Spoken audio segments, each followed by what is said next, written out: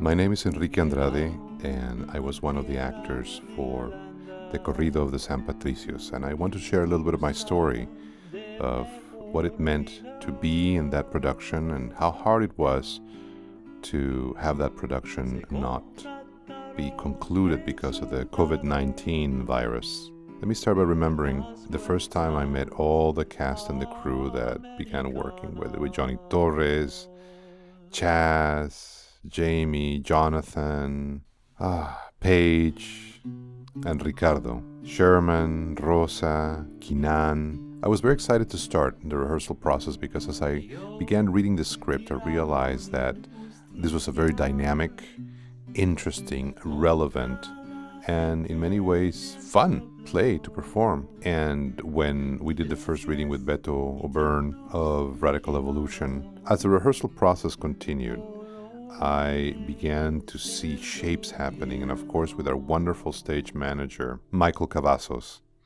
we were transformed into this very creative group of people.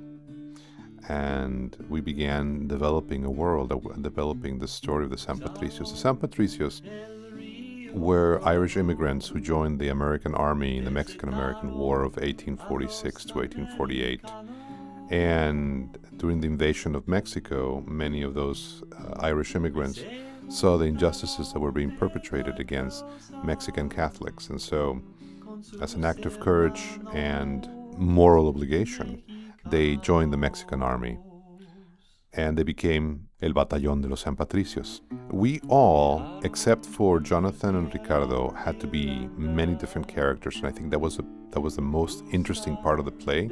I think I played about 6 characters, and everybody else played different characters, and we were following the story of Lachlan and Brandon as they arrived into the United States, joined the army because they had nothing else open to them, and began their journey into the absurdity of war, but also into discovery of what their values were, of who they were as men, Irish men, Catholic men, and as human beings in the world. We incorporated a lot of music, and that's where Chaz and Sherman became involved, and Sherman's wife Rosa is an expert in Mexican folkloric dancing, so that brought an element of aliveness to the show. I've never performed in a play where there was an actual live orchestra. It was very interesting to have those transitions in between scenes marked by music, but also by the expert mood that Chaz and Sherman created with their music. It was really remarkable. It really made the show come alive in so many ways. It was a pleasure to rehearse again with Jonathan Hernandez. I think he's a very talented young man, young actor with a lot of versatility, a lot of experience, and a lot of knowledge of how to do physical acting. And then once we got closer to tech weekend, the stage began taking form and shape, and then we began rehearsing with costumes.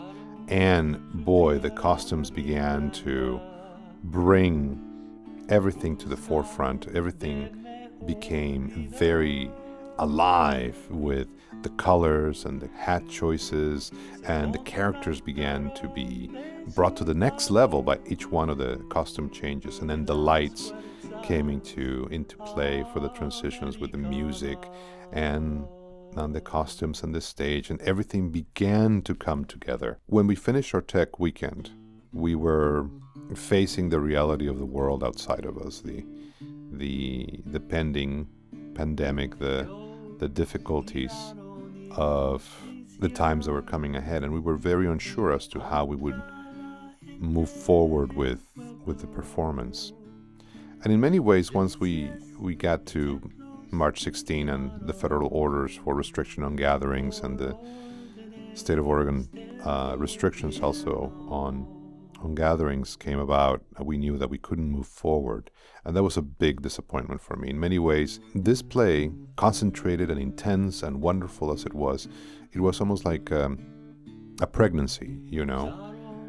We were waiting for this baby to be born, and then right at the third trimester, basically, the baby did did not survive, was not allowed to be born, and so that's a source of frustration and a source of sadness for me, because we wanted the world to see this story. We wanted Portland to experience the intersection between culture and history, politics, and the present time. And we didn't get to do that, but this whole rehearsal process will be forever in my mind as a positive, moving, and a turning point in my creativity as an actor. I really want to thank Kinan Valdez for his directing style, for his vision, for his patience, and for his clarity in guidance for us.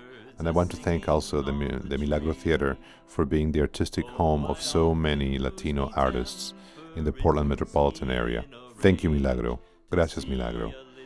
Even though this baby did not get born, we hope that in the future, with your help and the communities, we will see this play come alive in the future. Thank you. And hear the song of liberty while singing on the tree. Oh, the birds upon the trees, oh, the birds upon the tree.